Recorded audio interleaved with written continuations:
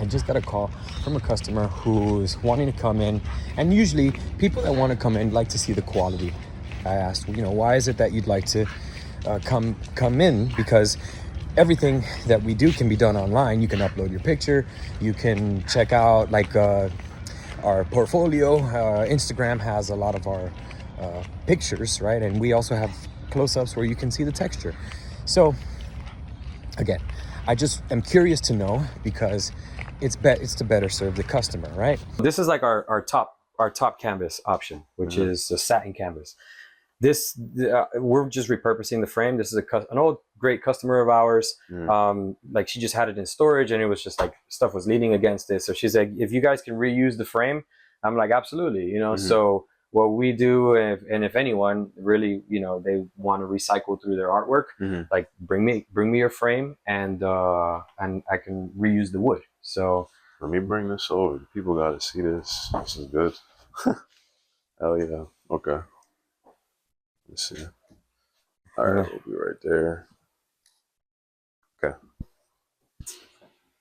So I mean, like, why? All right, this clearly looks high quality. Why is your quality this high? How did you get your quality this high? Okay, so it's one of two things. It starts with the photo. Like, this photographer has thousands invested in gear, but you don't need thousands. Like, for example, when you have a zoom lens, it creates that depth, and this subject or what's in focus is really sharp. Right. So it starts with the photo, and then since it has that much quality to begin with out of the camera, like minimal processing, like you can apply a filter if you wish, or do whatever processing you want. Like, I believe this photographer has like a filter that she applies to give it this like warm tint, but that's pretty much it. Second, after you get the picture, we print, and our printing resolution is set to, we have different options. We can, if we want to print really fast, the best way I can describe it is the printer prints in bands, right? So if you want to print really fast, imagine the first band is the size of my first four fingers, then the next band, and each band, right?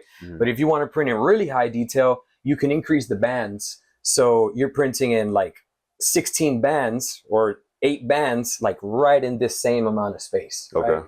So we, instead of printing like on the lowest setting, we up it to the medium, and depending on like the customer, or if it's something that's really, we'll bump it to our highest setting to keep that print quality up. Right. So when we first started with the business, this was not archival. And what I mean by archival is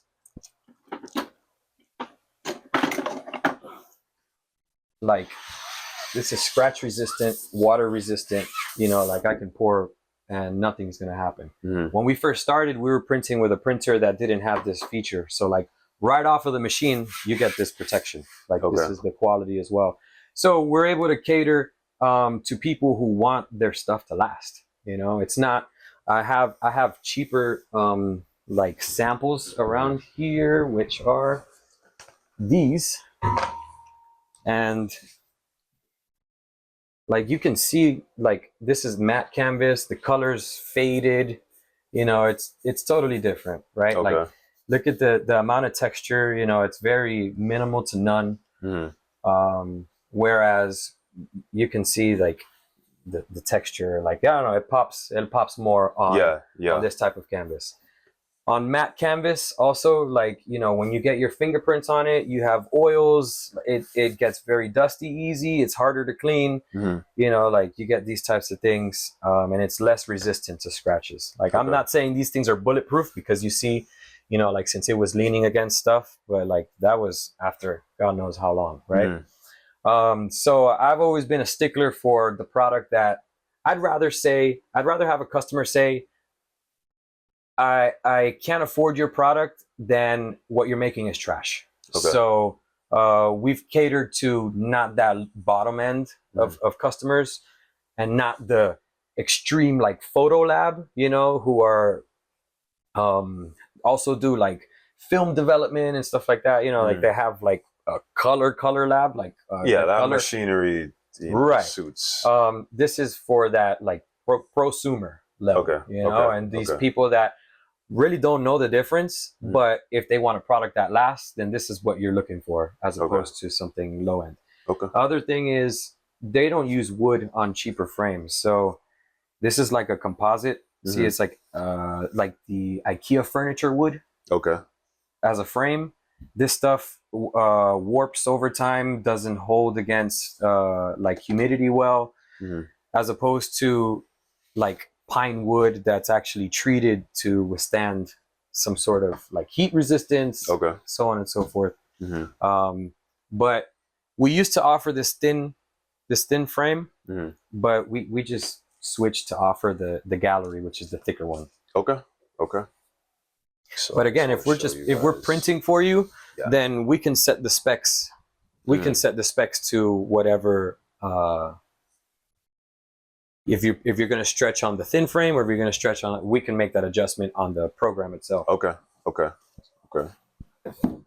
Right. So I do have a technical question, right? Yeah, go ahead. Do we have any prints that are yet to be put on the stretcher bar? 100%. Okay. So another thing that I want to point out is, so this is a basic, like, when I say basic, it's not like a luxury end of canvas. If you wanted to get into a luxury end of canvas, then you're looking at like a pearl canvas. You see a metallic. You see that? Okay.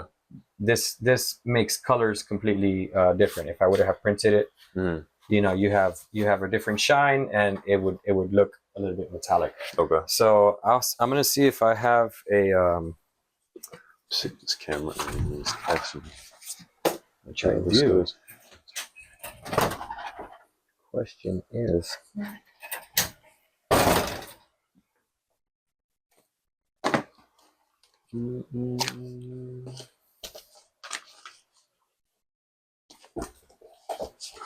This is awesome.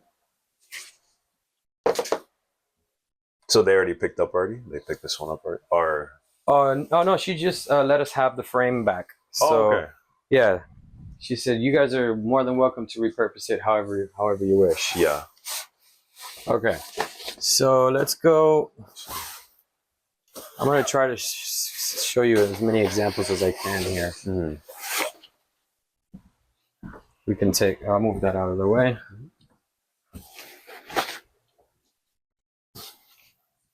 The iPhone is the overhead. Okay. I was like, damn, you install the overhead camera? Okay. So this is an example of a canvas that has no margin. Like you see, when I stretch the artwork, I'm gonna start cropping off the edge of this logo. Same over here.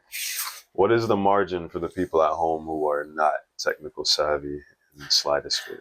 So let me illustrate it with a small canvas, which would be, I guess we'll use a cheap canvas. Nah, actually this one will work. I'd rather showcase something a lot more closer to home, you know? Okay. So that's right. I mean, right now, I don't know what we're doing right now. So you want to give yourself normally at least an inch away. Like if you're putting a logo on your frame or your watermark or something, which I've seen photographers do, you want to, if this is a 20 by 30, right? Let's say you have 30 inches, 20 inches, you want to give yourself at least an inch of margin, you know, to give yourself space to put your watermark. You don't have to worry about the edges at all, because that gets handled in the RIP software when I send to print. Okay. So you have options though where you can put a color border, or you can put, this is a mirror border, which is like a reflection. So what I did here, I just got this and just reflected it across the top, bottom, right, and left. Okay, so running back. Yeah. Right now we're talking about margins. Yep. So you're saying that you want to give yourself, it's a 20 by 30, you want to give yourself an inch if you have a watermark. Correct. Right?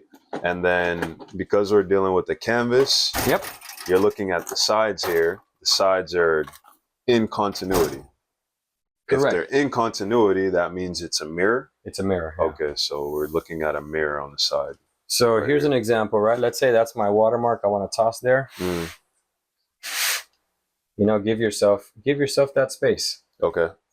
That is done in Canva, in Photoshop, in whatever program it is that you're working in. Now, let's say you want to do something a lot more custom, which we have artists that choose to put their logo like on the side like this. Then that's something that we can arrange to do like for you. Just provide us your logo and we can print it out for you. Right. But if you want to DIY, let's say you have your own printer or you have experimenting with someone local next to you, you know, whatever, right? What you would do is, let's say this is 1.5 inches in thickness. Right. You need to give yourself 1.5 inches, 3 inches on each, on your total dimension. So when I said this was 30 by 20, your total dimension is going to be 33 by 23 because 1.5 inches is needed to wrap around. 1.5 inches is needed to wrap around right, left, top, bottom. Okay. Okay. Now, if you're doing the thinner frame, the one that we just had over here, this is like 3/4 inch. So you'd give yourself 1.5 inches in total. So if it was 20 by 30, then it'll be 21.5 by 31.5. Okay. So it's very easy to do the math, or like, you know, like depending on what your stretcher bar is. So like, let's say you have a 4-inch stretcher bar, which is an even thicker stretcher bar than this one, then your total dimension will be 24 by 34 because you need the 2 inches for that stretcher bar. Okay. Okay. Okay. Now, you can give yourself additional room for error, right? See how much this wraps around? Right. Like, I just give myself more. So if you want to, like, if, for example, right now you're seeing a white edge, but I don't care what the back of the canvas looks like. If you want to have more photo, like, bleed all the way through, then you could just extend the dimensions longer. So let's say your size originally for this was 21.5 by 31.5. Then you can increase this to 22 by 32, and this white will become less. Like, the image will reach more towards the wood. Right. So let's say in my scenario, I'm dealing with 16 by 20s primarily. Okay. So then I'd be at 17.5, 21.5. If you're doing the thin frame. Yeah. If I'm going to be doing the stretcher bar, correct. Okay. Okay. That makes sense. All right. And do you have a canvas that you can stretch on camera right now? I'm pretty sure we do. Yeah. So what I'll do is, let's see. Just created a show. Right. Off of a phone call. You gotta get out your comfort zone, people. So I've got, let's see what I can put together quickly with what I got. Oh, you're cool with cats? Yeah. Okay. She got scared. She left. She's like, I don't know who this person is. Okay. So I will illustrate with this one because I'll take this off the frame quickly, and then we'll toss another image over it. I have an Anthony Bourdain print. Oh no, actually I got this one right here.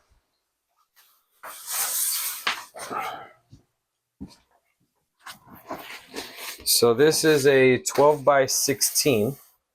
Okay. And this is a 16 by 16. Essentially, I can take this frame and, let's say, you know, it's just going to crop some of the image, but I can definitely do that to illustrate how to stretch this on a canvas. So we can do that. I'll possibly pay for a canvas today. Yeah, that's what I'm gonna do.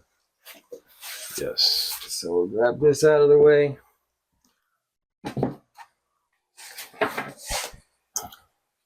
Same with this.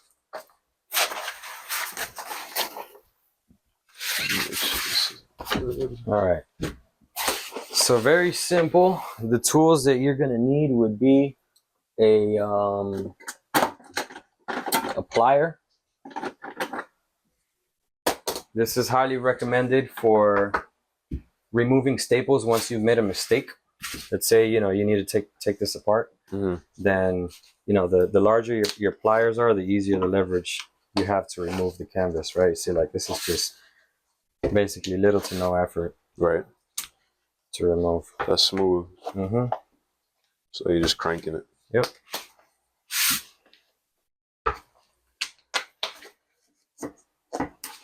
Now, when do you decide your width of stretcher bar? Well, so for many years we offered both. We offered the gallery, and we offered this thin option, which is called standards. We have standard and gallery. Okay. We offered it for many years, but you realize, like, you have the 80-20, you know, like 80% of my business is done on the gallery.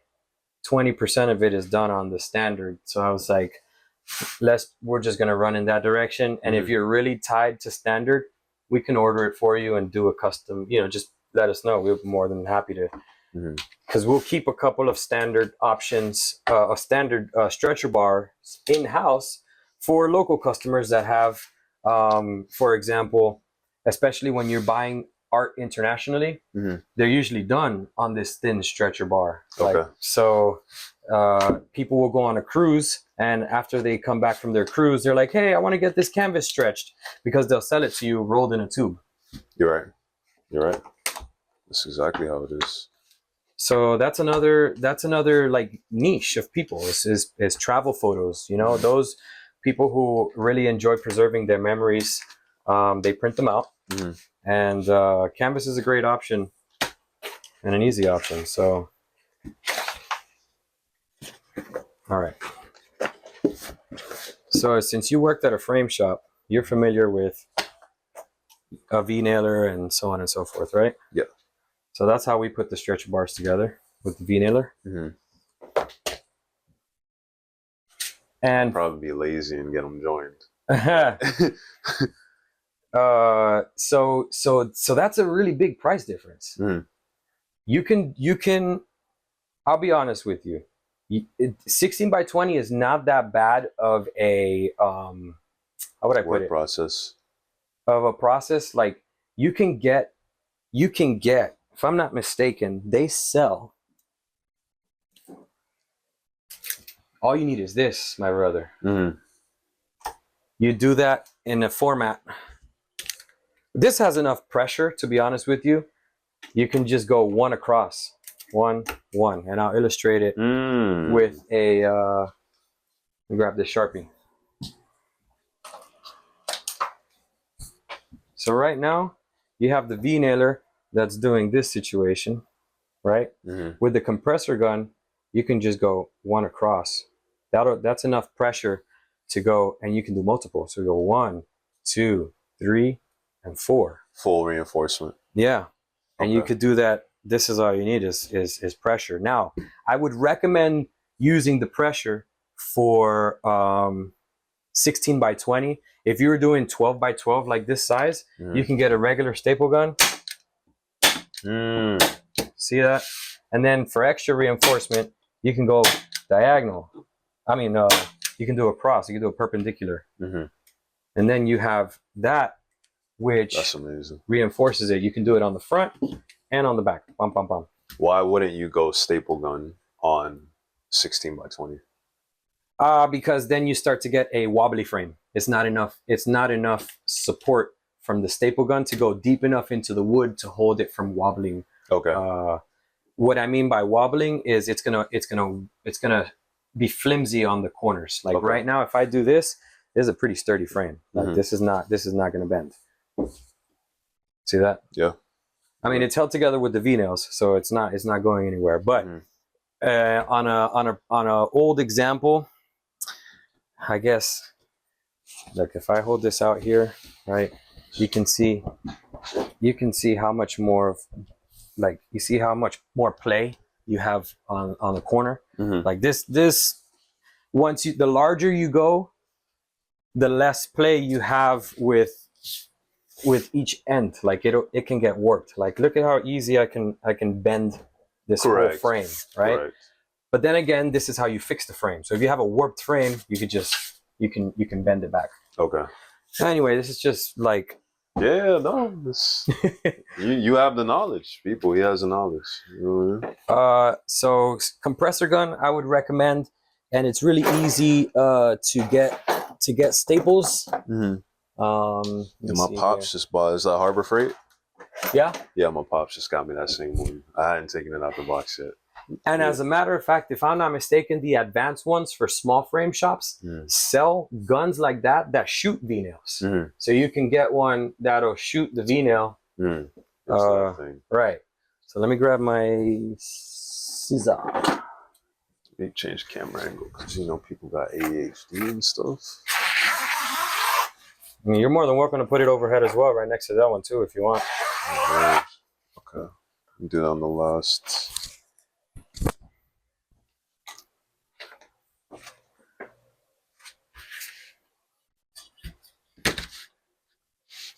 Okay, I got it zoomed in. Okay. So obviously the first things first is you center the canvas, right? Okay. So this was my example earlier, was like, you see, when you have more image, it'll wrap over. So when I cut, like, you have the image, you don't have like a white strip on that. You know, it's just... The white strip isn't exactly on the border, you're saying?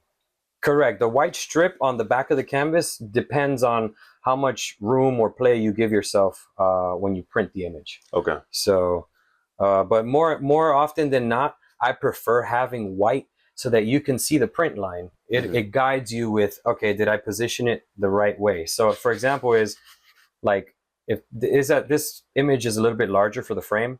So I'll use the white to guide me on a normal frame. This is how I know my stretch is pretty even. Equal. Yeah, that's what you want to do. You want to have that even on both sides. But the objective for here is kind of like center it. So what I'll do is I'll just guide myself with how much overlap we got, and I want more of his face rather than the bottom. Shout out to Star Wars. Right. This is an AI generated image, by the way. Really? Yeah. It's kind of terrifying. It's getting harder to tell. Yeah, right. All right. So this is what my crop is like. I'm happy with that. Oh, wow. Okay. Right? Oh, wow. Yeah. So what you want to do is always start with your sides. The sides will help you so that when you do the folds, you don't have an ear on the right and left. You want it's not an ear. You want that fold to be on the top and bottom. Because usually when you're looking at artwork, you don't see the bottom, you don't see the top, but you can notice the sides from when you're walking and seeing it from a 360, right? So you'll start on the side, and you could go finger tight on the side. You don't need to use the canvas plier, which is another tool that you're gonna need for 16 by 20 if you want a nice stretch. You can get these online, eBay, Amazon. They're between 10 and 15 bucks. Like, because you have this one that has metal. You got like rubber tipped ones like this one. Damn, it's like the Optimus Prime one. Right. So I personally like this one. Right. So the way this works is you just pull it, but I have to trim it. So what I'm going to do first is I'll go on one side. And then when I get to the end, here's something important, right? You see where your corner is at? Yeah. You want to do 2 staples on the end. I did one here. You do 2 staples. Why? Because when it's time to do the fold on the canvas. Okay. You don't want that thing jumping up. Yeah, exactly. You'll get a wrinkle on this side over here. I'll show you how to do fold the canvas in a second. So I'll go to the opposite side, right? First, let's trim this. Ooh, that's kind of scary. Ooh. Trimming it? Yeah. Because you feel like, oh, it's not totally down yet. No. I'm just like I'm imagining that was like artwork or something. I was like, yeah, let me just trim some up. Yeah. Well, listen. Sometimes, okay, that's the biggest challenge with international art. And if you don't have a frame shop that can do custom work, right? Like I can do whatever custom size I want for the sake of just doing this all in one go. Yeah. It's like let's do this right now. So, here, I gotta trim this side as well so that I can get the plier to stretch it. So I'll take that one out because that was just a placement staple. And I tighten it, and with my thumb I hold it down and I place it back. And you see that nice tight tension? So the process right now, if we were to do like a little replay, we have our canvas laid out. Before we did our cuts, we had a border. You made sure our borders are pretty much symmetrical. Then we started to do our folds. Once we started to do our folds, we did our stapling along the side. But before we did the stapling, you used a combination of this tool to tighten it. To tighten it, correct. And then while this tool is still tightened, you're stapling or you're tightening it? Correct. Dropping it. Yeah, I'll show you right now. So this side's complete. I grab, tighten, push down with my finger, and then staple. But you always have to be careful. Put the gun down and then move it up towards your finger so that you won't staple yourself. Okay. Because if you try to do that in one go, people have stapled themselves. So it's it's not rocket science, but again, you just gotta be paying attention and see what you're doing, right? So again, when you're on the edge, you grab it, you pull to create tension, push down with your finger, and you drop your staples. I did 2 because it's the corner. Grab, put tension, push down with your finger, and go. Okay. I'm gonna do I'll do this side, and then I'll let you do this top one. Oh shoot! Okay. All right. So I'm going to trim this for you.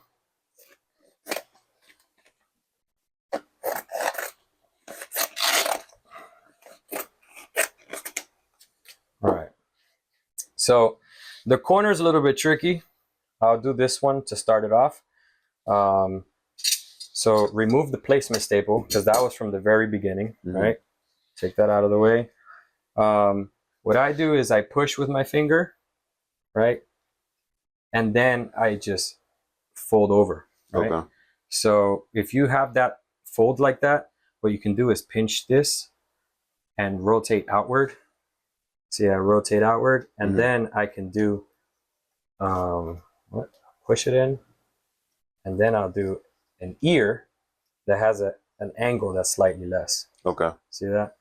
If I want to make it even less of an angle, I open it up some more, and I have that corner. Okay, which that looks good. Yeah, see that? So you can do that there. That's a double staple right there. Right? There you go. And now you can go ahead and continue with this tool. Let me grab this staple and this one. I was about to say, all right, chat. Get this out of the way. Might as well. We'll do it'll be a live stream premiere. Yeah. Okay, so we have our, what do we call this again? Canvas plier. Canvas plier. Yeah. All right, so I'm pushing it down. Yep. And you push in that direction.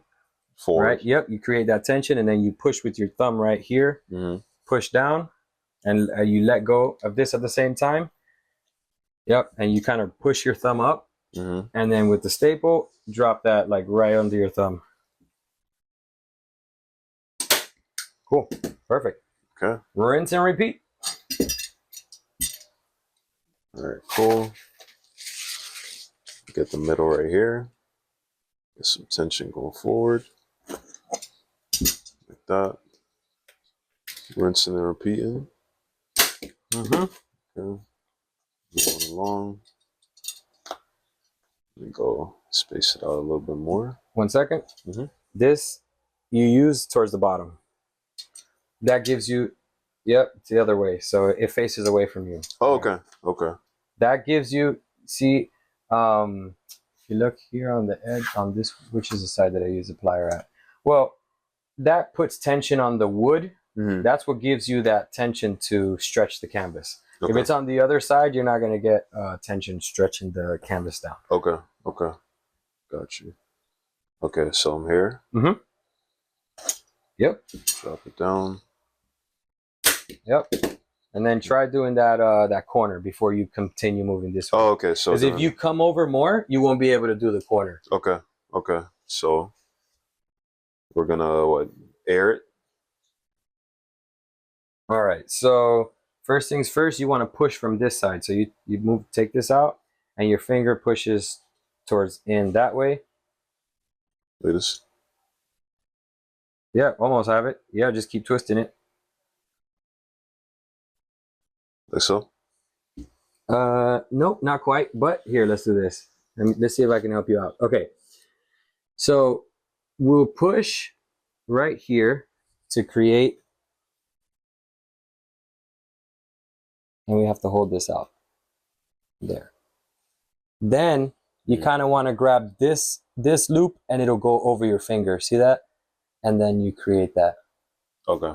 So that was kind of hard to show on camera. Yeah, bingo. Like that. And so now when you want to stretch this corner, because you're not going to do it by hand, you want to use the plier. You lift it up for a second. You want to grab this this whole little lip, like everything together. Yeah. So you get the plier. Make sure you be careful, because that'll really pinch your finger. Okay. Make that tension. Yeah, you can let go of it and grip it a little from the top. Yeah, that way you give yourself room to push down with your thumb after you create that tension. So now now we're good. And then you put those two staples.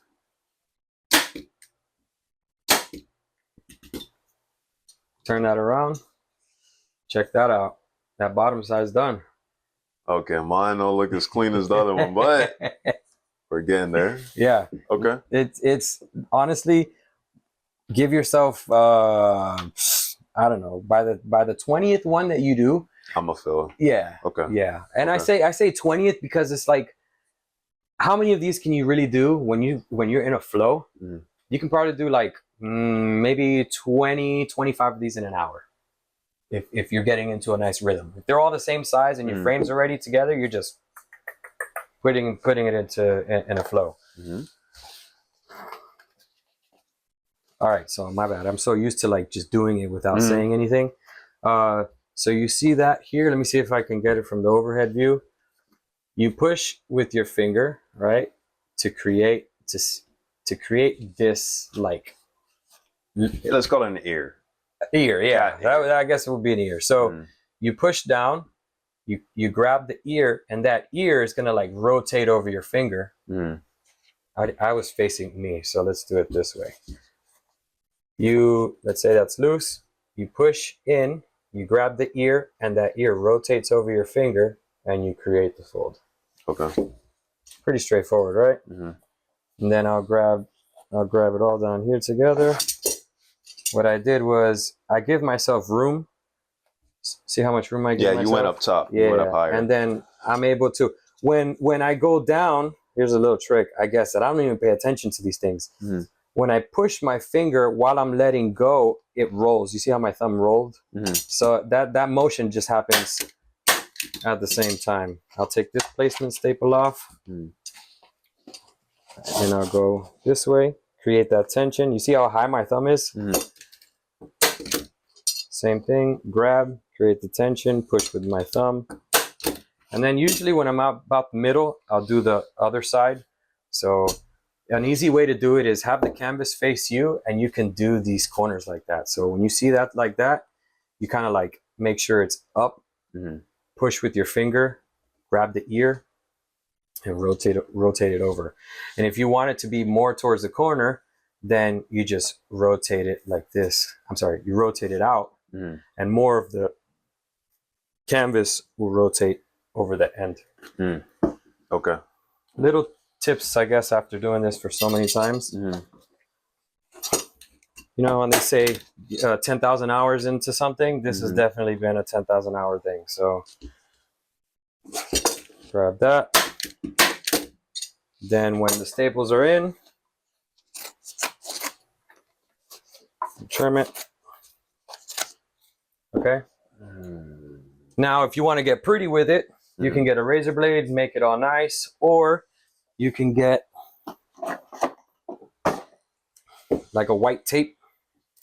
And just for demonstration purposes,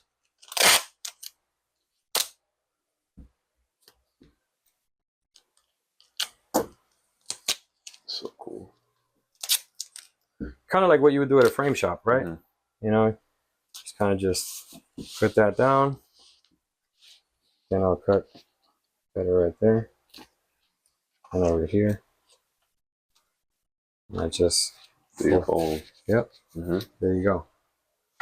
I personally would not get one so thick because I don't want it really touching the canvas.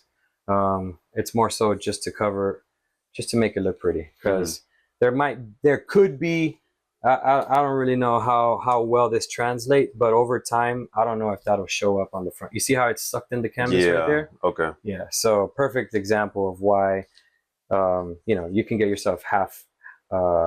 This I think is 2 inches. You get yourself a 1/2 inch or a smaller one, right? This is more for the gallery, which is the thicker frame. Okay. But, and there you have it. Last but not least would be, excuse me here,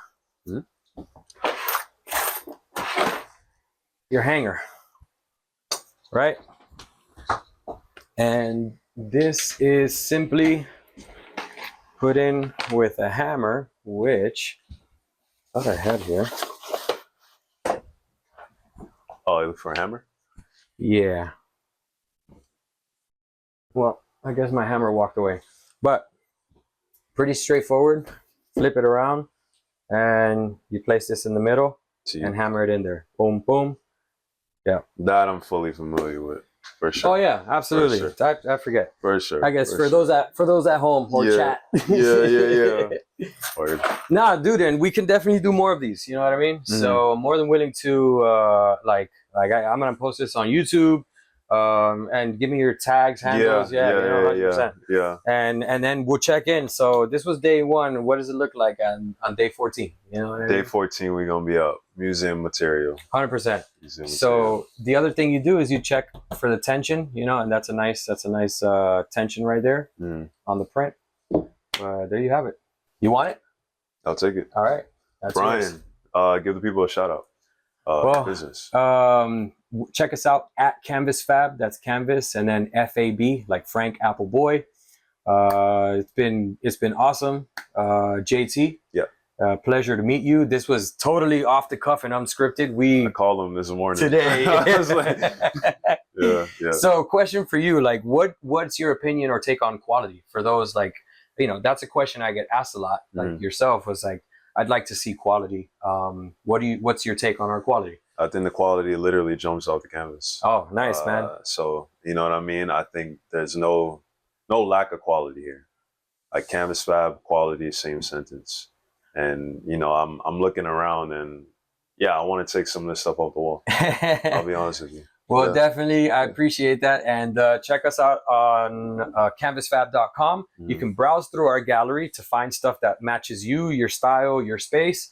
Or if you want to print something totally custom, you can just grab a file that you find, upload it. And if you need questions throughout the whole scenario, just give us a ring. And I'll likely be the one picking up and helping you walk you through it. Word. Pleasure. Yeah, thank you. Yeah. Got you. I have feedback from my own content that I made today. I'm confident in what was said. I'm confident in what was shown. Am I confident about the entire setup? No. Man, I had some mistakes. Going back, I'm glad that I used different... What saved me was that I used different audio sources to record. So I had little microphones that were recording a conversation that started recording after a certain point, which was connected to the overhead camera. But the camera that I was using in front, and man, like horrible setup, you know, like this is just like run and gun with no thoughts about what it looked like. And, you know, it was just... we went with it. Other times I would have said, no way, this is not getting published. This is totally not worth it. And honestly, I think these are the moments where when you take a back seat, these can be pieces of content that help your community in such a great way that you didn't even realize. Because I honestly had an interaction with someone that was curious about, honestly, the ideal customer.